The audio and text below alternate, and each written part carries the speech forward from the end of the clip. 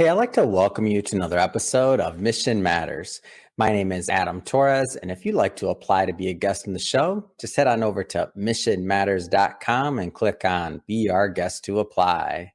All right, so today's a special episode. We brought Patrick Lang back onto the show. Finally proud to announce that Patrick's book is live and out there. So a long road to get there. So we got a lot to talk about today. For those that haven't caught some of the previous work that I've done with Patrick, Patrick is founder and CEO over at Certainty Management. He's also a radio show host over at Voice of America Business, and we're going to talk about his show. He's got some big guests coming up. The show's growing like wildfire. And then, of course, the book as well. And then we're going to get into Certainty Management as well. So we got a whole lot to talk about today. But hey, Patrick, I know that was a long intro, man. Your intro just keeps getting longer and longer. But I just want to say, hey, man, welcome back to the show. Great to see you. Really good to see you, Adam. Thanks for having me. Yeah, so I'm pumped to get into your show today over at Voice America and what's going on there, and of course the book. But you already know the drill. We'll start this episode the way that we start them all, with our Mission Matters Minute. So Patrick, we at Mission Matters, we amplify stories for entrepreneurs, executives, and experts. That's our mission. Patrick, what mission matters to you? Well, at Certainty Management, we're a profit consulting firm. So ultimately, it's about helping our clients make more and keep more. We help them drive more dollars to their bottom line. But we also encourage them to give more. We believe in what we call profit with purpose. And so we actually use our cost reduction expertise to help nonprofits raise zero-cost funding. I guess that's our way of giving back. We realized we could do more than just make income. We could actually make a difference as well. It's great. And great to have you back on the show, Patrick. And I want to kind of still start at the beginning. We'll cover some ground because I don't want to assume that all of our new listeners and new viewers maybe caught some of our previous work together. So maybe just start off with how you got started in business and on this path to launching Certainty Management. Sure.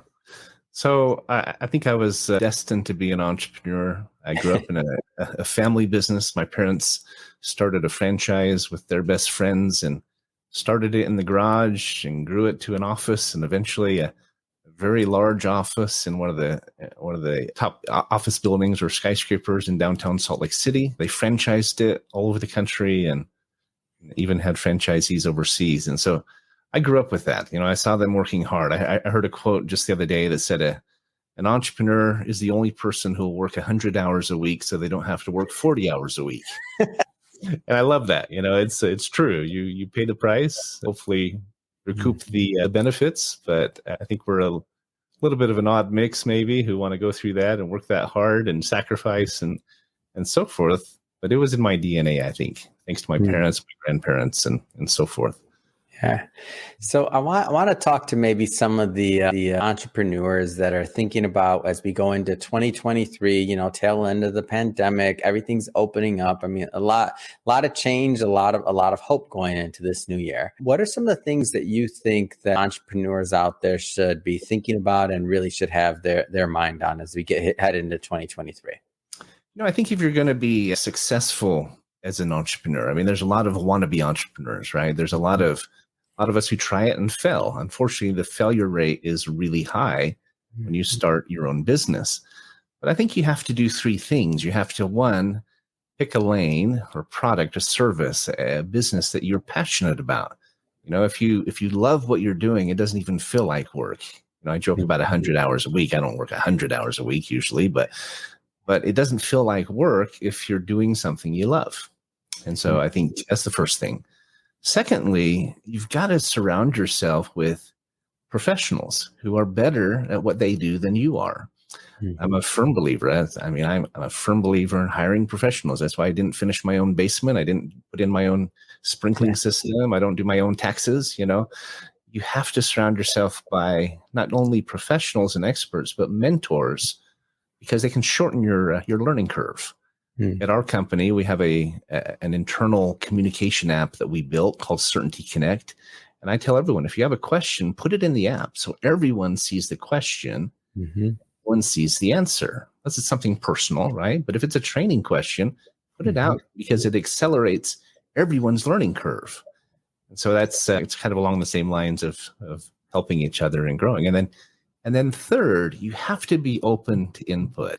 It goes right in line with surrounding yourself with those who know more than you, who've been there before, because they can shorten your learning curve, but only if you'll listen, right? I've been a sales trainer for most of my life, sales manager, director of sales, and so forth. And one of the hardest things for salespeople to remember is that they have two ears and one mouth, and many of them have an ego. And if you want to do well, want to succeed, you've got to listen. You've got to listen to those around you, those who know more, those who've been down that path ahead of you.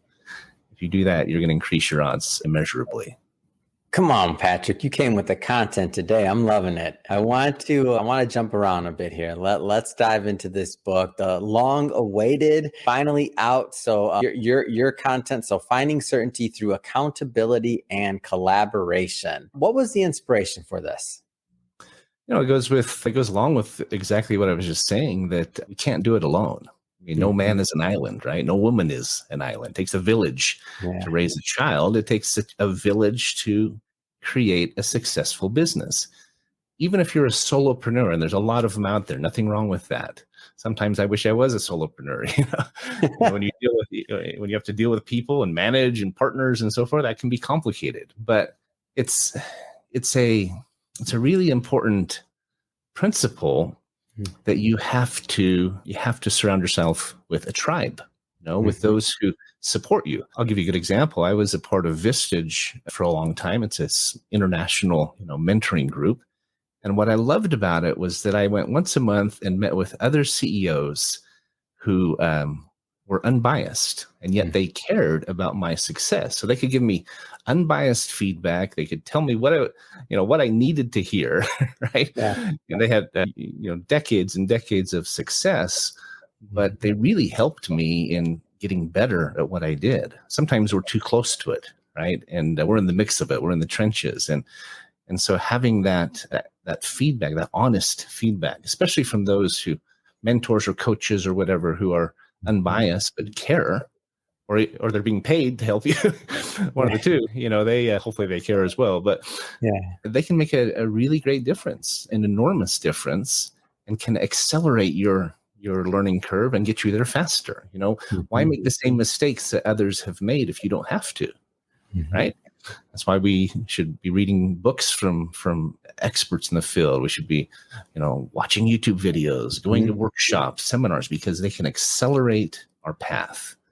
And that is it's a big piece of it. But if we don't listen to them, we're never going to get there. So one of the things that you talk about in the book is really modeling accountability as a way of life, and really a life principle. So, as we've been talking about it, and I've seen the success of your radio show and to see its growth. And I think about a lot of many others that have, tried to do, podcasts, YouTube channels, other things like that. And maybe they're just not consistent, or there's other things that keep them from continuing on. And when I think about like your writing and some of your philosophy on accountability and moving forward, to me, it's inspiring, but also it's kind of like some of this stuff, it's not a secret, right? Like, do what you say you're going to do, right? Like be right. Accountable. Like what has accountability meant in your life? I've never claimed to have all the answers. And I've had some really phenomenal mentors. I put a whole list of people I acknowledged in the book that I'm grateful to for the lessons that I've learned from them. Some of the very best examples were some of the most talented, accomplished, wealthy people that I know. And yet they were also, in many cases, not always, but in many cases, and I would even say most cases, they were also the most humble and teachable people I've met. I'll give you one example. I worked for a multimillionaire in Anchorage, Alaska years ago, one of my first sales jobs. He owned an enormous petroleum company, and he also owned a little teeny advertising agency. And I went to work for him at the ad agency, and he kind of joked with us that it was his creative outlet, but financial genius, very wealthy, very successful, very respected. But he was open to input, and he had an open door policy. He constantly told us, if you see anything you think I could be doing better, we could be doing better, I want to hear it. And that was a great lesson for me that, I learned at a very young age. But always try to remember that. I don't do it perfectly, but that's a big piece of it. Like I said, having got two ears and one mouth. Too often, especially as you grow in business, you get more successful. Maybe you start making money finally, and so forth. The ego grows with it, right? And you think you know everything. But if you remember that principle, I learned his name was Rocky Brew, and I learned a very valuable lesson from him that I've always tried to remember. So another big point that you make in the book, and this one, as I was kind of reading through it, it's really taking an ownership mindset. And when I think about like early on in my career, let's say before I was technically an owner, before I became an entrepreneur, any of the other things like that, whatever all the labels are, I always had this entrepreneurial mindset to where it didn't matter what task you gave me. Like I wanted to own it. Like maybe it's just, I don't like people coming back to me and saying I did a bad job, or I don't like being the weak link in a chain, or the one that drops the ball, however we want to word that. Right. But to me, like taking somebody that takes the ownership mindset in anything they do, I don't care how menial the task, versus somebody that kind of goes through the motions or the day, they're night and day. Like it's a completely different experience, not just an output, not only work, not only attitude, job satisfaction, or entrepreneurial satisfaction. It's just two different lives, like two different ways of thinking. That's absolutely right.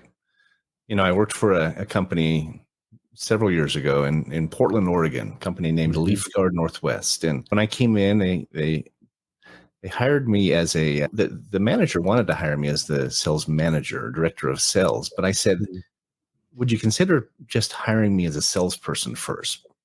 Put me in the field. Let me kind of come in incognito and fly under the radar and learn the job and earn my stripes. I knew if he had guys who'd been there for 10, 15, 20 years on the sales team. And if he had brought me in from the outside, it would have been a hard uphill battle. But I said, let me go out and sell first, because I'd never done what they did. They were in the remodeling industry. It wasn't my background. And anyway, within 2 months, I was the top rep. Within 6 months, I was number one in the country. He then promoted me, and it was a really easy transition because they were already coming to me saying, what are you doing? How can you go on a ride along with me?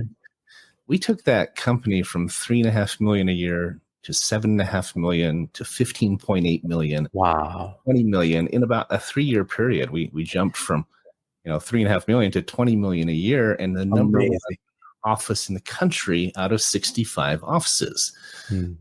I say all that to say this: we did it primarily by getting every person in that company, in that office, to have this ownership mindset.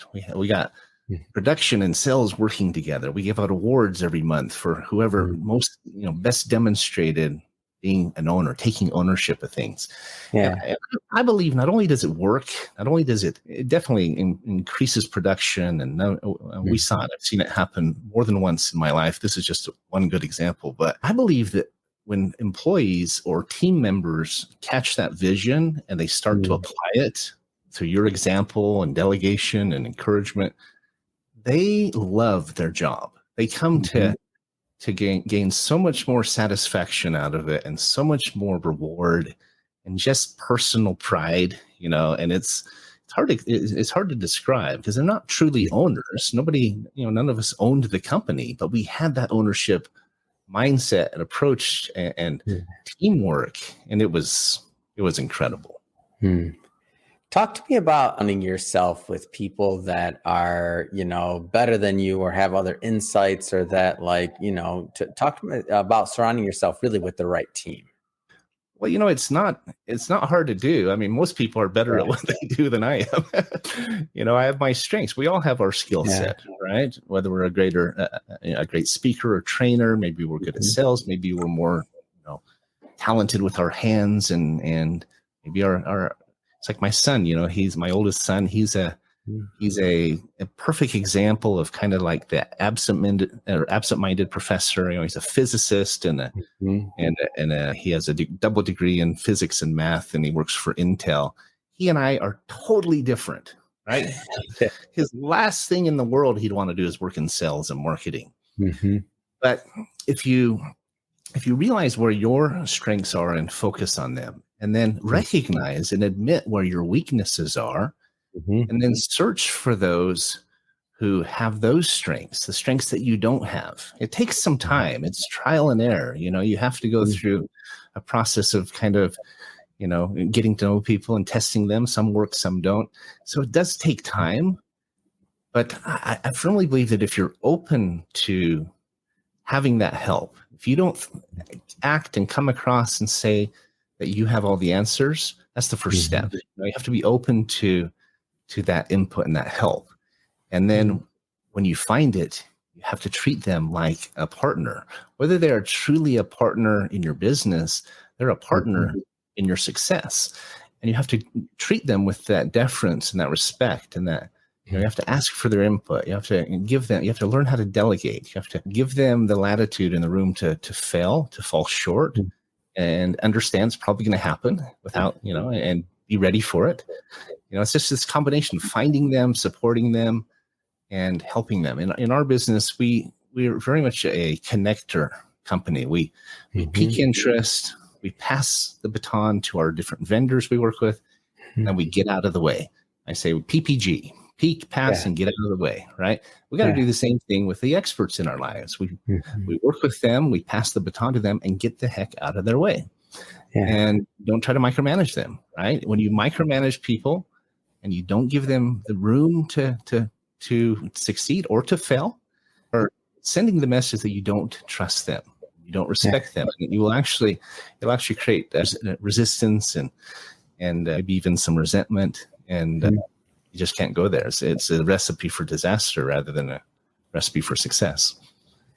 So, Patrick, I think that's a great transition. Let's get into certainty management with some of the time we have here today. So, you mentioned a little bit, but I want to go further. So, tell us a little bit more about what the company does.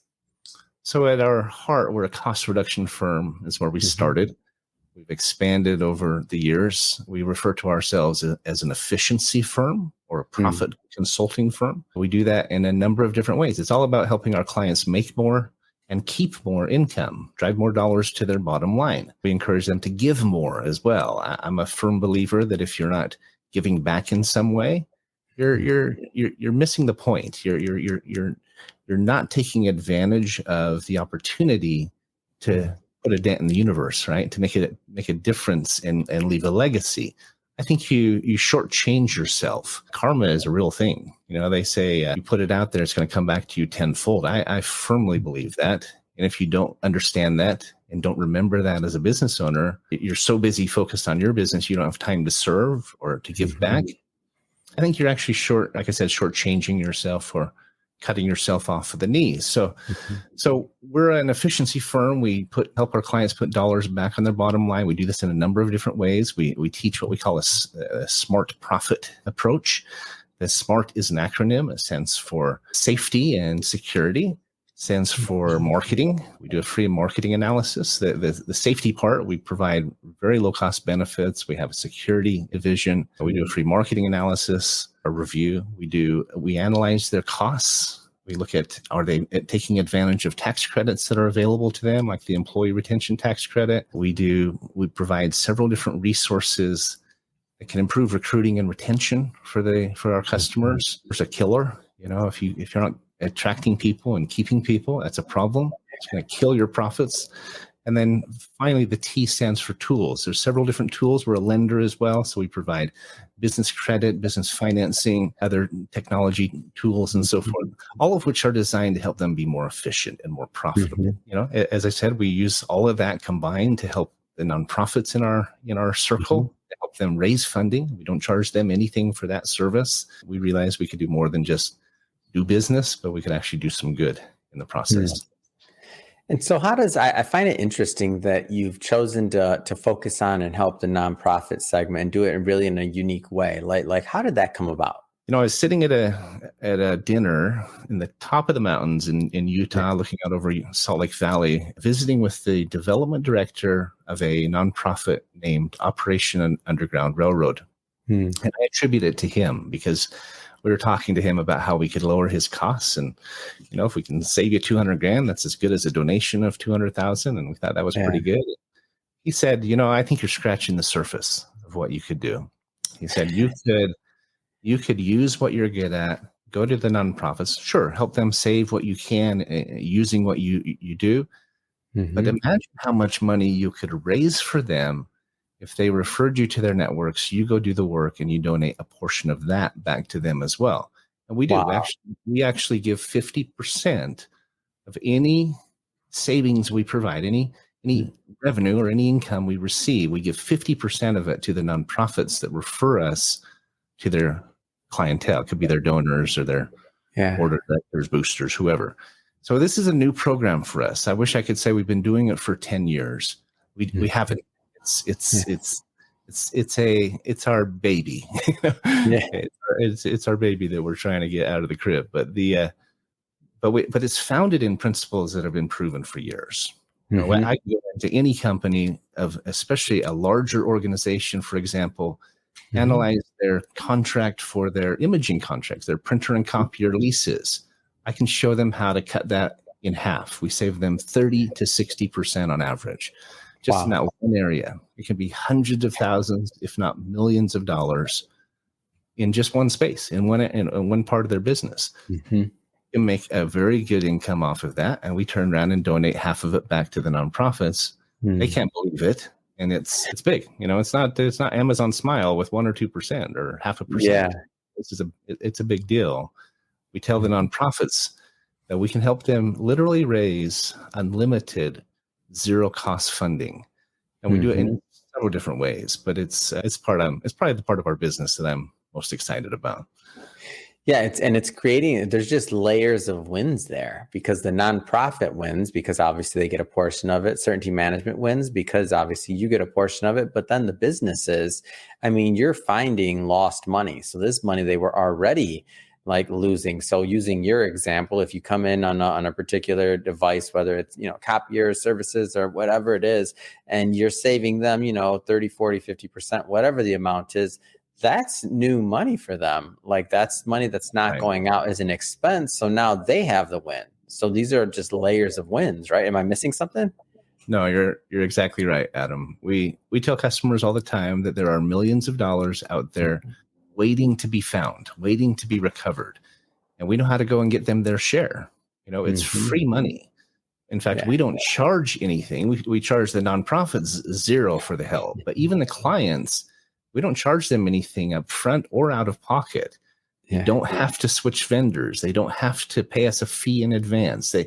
We do the work, we save them, whatever it is. They keep typically 70%. In some cases, it's a 50-50 split, depending on the product. But they don't have to pay anything until we get paid. Our biggest focus lately, because it's a temporary program, it's only going to last for a couple more years, but is the Employee Retention Tax Credit, where we can help any business with up to 500 employees, W-2 employees, to receive up to $26,000 per employee. It's a payroll tax refund. It's tied to the COVID CARES Act, and they pay nothing up front for it. They pay nothing out of pocket. We work on contingency. And I mean, you imagine even a small business with 10 employees, they could get $250,000 back because of the payroll tax refund, some healthcare expense refunds, and some other things we do. And so that's a big focus right now. It's going to expire in the next couple of years. It's a temporary program, but it's one more way we're helping businesses to recover funds that are theirs. They're sitting there waiting for them. It's one way for us to help nonprofits raise funding with funds that are free to them and free to us. And we just use our expertise to do it. And it's extraordinary. And I think you answered my question, but I want to make sure I heard it right. So you work with, everything from large companies to, enterprise level, all the way to, as you just gave an example of a business owner that, maybe has 10 employees. First off, am I hearing that correctly? Second off, is there any particular industries or agnostic on that front? Like, give us a little bit of an idea for, what types of companies you can add value to. Sure. We do a number of different things, and some are better for small business, some are better for bigger businesses and larger corporations. The ERC, the Employee Retention Credit, is only for companies with up to 500 W-2 employees. They had to have had employees during COVID. They can't have more than 500. We just found a solar group that's got 4 different entities. They have 460 employees between them. And we're going to get them $8 million even after our fee. I mean, that's a it's a nice payout, right? That they didn't have yesterday and that today they will. We can help all the way down to companies with one employee in that space. On the cost reduction analysis, we can help much larger organizations, credit unions, law firms, hospitals, universities. Think about everybody who has printers and copiers. You'll start noticing them on every desk, and they're a very expensive item. It's an unregulated industry, so there's no real checks or balances. That's the other end of the spectrum. Those are the big organizations. We have several different things in between that we do. We offer benefits for small businesses, for really of any size, but benefit programs as low as $30 a month that even a 1099 can get, or a sole proprietor, or a volunteer part-time employee. So we really cover the gamut. There's not necessarily a niche or a specific space we work in. It's all about putting dollars back in their pockets. And we do help smaller ones. Depending on the space, we have a wholesale travel division that can work for large organizations and associations and so forth on the other end. But it's kind of a wide swath of business types that we can serve. Just depends on which service or product we're focusing on. So switching it up a bit here, Patrick, I also need to spend some time on your show. I mean, how many episodes in? So your radio show on Voice America, how many episodes in are you at? So you and I, the last interview we did, I was just starting. I think it was. Yeah, I remember. Week. That's why I'm like, it's growing. Your show. And so it's been about 6 months. I was invited to start a show on Voice America after being a guest on one. And they loved our model. They said, what would you talk about? And I said, I believe we need to focus on the fact that businesses need to evolve. They need to consider new relationships, new technologies, new approaches. That was the first part. And the second is we need to work together. We need to link arms, look past our differences, and focus on what we have in common. And so the show is called Finding Certainty. It's on Voice America Business, as you mentioned. And we're 24 episodes in. It's a weekly show every Friday at 9 a.m. I was recently told it's actually one of the fastest shows on Voice America. If you go to voiceamerica.com, my picture is the first one. Our banner is right amazing on their main page. So I'm pretty happy about that. I'm having a blast. I mean, it's just an interview show. We have some big guests coming up, and you were actually one of the flagship guests, if you remember. Oh yeah, no, I know. I'm excited, and I mean, I know you got it, and you care about the show, you care about the questions, the guests, you make them feel great, you create great content, ask thoughtful questions. So to me, I just know it's going to continue to be successful and continue to grow, and the audience is going to continue to grow larger than it already is. And it does not surprise me to hear that your banner and you're number one on the site right now in terms of like the promo, and that they're putting their horses behind you and putting that backing behind you in promo and otherwise, because you deserve it, and you're out there working, and you're also in the business community actually doing. So I feel like all of those things are a recipe for success. Over 24 episodes in, what's one of your favorite things about hosting a show, about hosting a radio show? It's a lot of work because you have to find the guests, schedule them, confirm, prep them. You have to write the episode description and so forth, and then actually do the show. But I think my favorite thing is getting to know these guests and understand what really makes them tick, what's made them successful.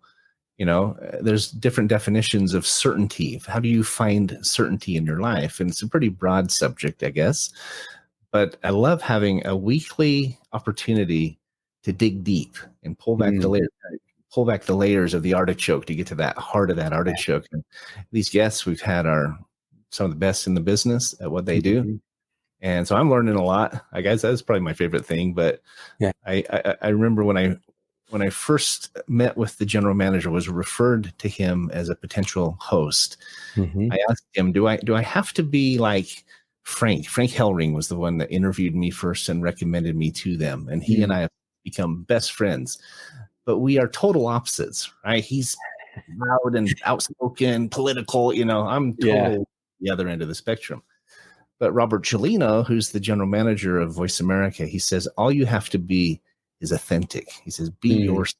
That's what we want. That's what the listener. I think that goes hand in hand with accountability. Be real with people. When you screw up, admit it. If you made a mistake, take responsibility. You will earn more respect from your colleagues and your employees and your partners if you admit when you're wrong than you ever will trying to pretend like, trying to cover it up or pretend like you didn't. And so, just be real, be authentic, be honest. It goes a long, long ways. Even when someone else is ragging on another person or gossiping, one of the best advices I ever heard was to turn to that person and say, you should go talk to them about it. That's what I and you'll learn, you gain mad success or mad respect when you do that. And am I correct in hearing, did a little birdie tell me that you're also hosting another show now? Am I off on that? Or like, I think you got another one going. I'm like, come on, I can't keep up with you and all the content you got going out. I know. I wish we were better at social media. We have never really done much with social media because most of our business is word of mouth. We've never really needed to market it. But there are definitely ripple effects. And, I attribute a lot of it to you, Adam. I mean, I was invited to be a part of Mission Matters Volume 8. The radio show happened right after that. I was invited to be on one of the top podcasts in the world, top 1% podcast done by the Strategic Advisor Board Group. And I had them on my show shortly thereafter. And then they invited me to be a part of a daily YouTube channel that they have. It's running 24/7. It's a live YouTube channel. And they said, they asked for volunteer. They basically asked if I would be willing to commit to a year of daily videos. Wow. And it's not an interview. It's just a video of me talking. I share insights into my life, our story, our business, my time in the military, failures, successes, and so forth. But I've done, I think, 55 episodes now of that. And we're only, 10 weeks into it. So it's 5 days a week. And it seems to be well received, and I'm enjoying it. I mean, I love speaking, and I enjoy public speaking and so forth. But I attribute a lot of that to you because you were one of the first pebbles in the pond that started those ripple effects and started getting our story out a little bit better as you guys do so well. Well, hey, I appreciate the acknowledgement, but you took any little inspiration we gave and you ran with it, man. I'm talking about a second show coming out, and I'm like, or already out, and you've done quite a few episodes there. What's the format of that one? I'm curious. Is it live? Is it recorded then released? Like, what's the show length? Like, I haven't had a chance to check that one out yet. Yeah, I'll send you the link to it. It's it's just a little short 3 to 4 minute, maybe 5 minutes at the most, lesson from a leader. Okay, similar to Mission Matters. The Mission Matters, the way I've explained it to people is it's a collection of lessons from CEOs whose companies are making a difference. Well, this is kind of the same thing, but it's on a daily basis. They're little 4 or 5 minute snapshots. I've talked about, as I said, my time in the Army, business I grew up in, one of my first sales jobs, that success we had in Portland that I talked about, sales lessons I've learned, marriage lessons. I mean, every week I kind of pick a topic and I do 5 videos surrounding that topic that kind of build on each other. Between you and me, I usually shoot about 15 or 20 of them at a time and then post like a month's worth. So it's not as hard as it sounds, but it's fun. I'm enjoying it. Amazing. Well, Patrick, I just have to say I'm excited to continue to watch your career flourish, not just in business, but I mean, in the content you're creating. Of course, you're, business side of that. You've been doing that a long time and you're helping a lot of businesses and business owners and entrepreneurs out there. Also, your baby, as you call it, program where you're helping nonprofits. I just think it's definitely cutting edge, and you're taking it a step further in terms of what can be done in the nonprofit space by creating those 3 wins: the win for the nonprofit, the win obviously for the business, certainty management, then also the businesses you're helping by finding them, money that's already there, that's lost money, that's money that's on the table that they don't even know yet. So you're creating a lot of wins there. Just have to ask, what's next for you? We're going to 2023. What's next? What's next for you? What's next for the businesses? Part of what we do to help our businesses find more certainty is we are a lender. We provide business capital, supply chain funding, and business credit and the likes. One of my partners, Brian Pointer, is one of the finest lenders in the country, and he really spearheads that for us. But we're getting into that more and more. We're getting opportunities to joint venture in projects and put together investors with projects, lend money or find funding. And that I think will be a big focus for us this next year. We've got a couple of really big projects we're helping with, an Africa import project, a battery technology project, et cetera. And so that's a big piece, but I believe our biggest revenue source this year will be our small business benefits. There's 50 million Americans out there that are underinsured or uninsured, and it's usually because they can't afford it. And we have solutions for that. We have benefits, as I said, as little as $30 a month for the entire family. Gives them access to telemedicine doctors and dental and vision discounts, prescription. If they want to spend $100 a month, they can go see a primary care physician, pay a $10 copay. Or urgent care, $25. So we've put together programs that anyone can afford, even a single parent working minimum wage, part-time even. They can afford something for their kids. We have options all the way up to full coverage, but it's about providing a continuum of care so that everyone has at least some coverage. Even if they can't afford a full-blown, insurance policy, they can have something. Take their kid to the doctor when they have a runny nose or something like that. And so those two areas will be our biggest focus of everything we do. I believe they'll be the biggest revenue producers this year, just because there's such a demand in both areas, both for funding and for coverage, for benefits. Hands down, it will be enormous, largely because we're partnering with large organizations and resellers that are opening up their doors to us because they have a real need. Amazing. And if somebody wants to connect and follow your journey, listen to the show, obviously connect with Certainty Management and your team there, I mean, what's the best way for them to do that? Sure. They can listen to a Finding Certainty show just by going to www.certaintylive.com. That'll take you right to the channel. And it's a live radio show, but then the episodes are all posted to all the channels, all the podcast channels later, like iHeart and Spotify and Google, Apple, etc. You can find us on the web at certaintyteam.com, or you can just text the word certainty to 26786, and we'll send you some information about what we do. Amazing. And we'll put all that information in the show notes so that our audience can just click on the links and head right on over. And speaking of the audience, if this is your first time listening to a Mission Matters episode or engaging with the platform, we're all about bringing on business owners, entrepreneurs, and executives and experts and having them share their mission, the reason behind their mission, really why they do what they do, and how they're making a difference in the marketplace. If that's the type of content that sounds interesting or fun or exciting to you, hit that subscribe button, because we have many more mission-based individuals coming up on the line, and we don't want you to miss a thing. And Patrick, again, so thrilled to hear about your show, the growth. I'm going to continue to be a fan and to listen to it. And I'm excited to get into that YouTube one as well that you just started. Haven't checked that one out yet, but I absolutely will be. And we'll put all those links in the show notes as I mentioned before. And Patrick, thanks again. It's been awesome reconnecting with you. And I look forward to continuing the book promo with you as well.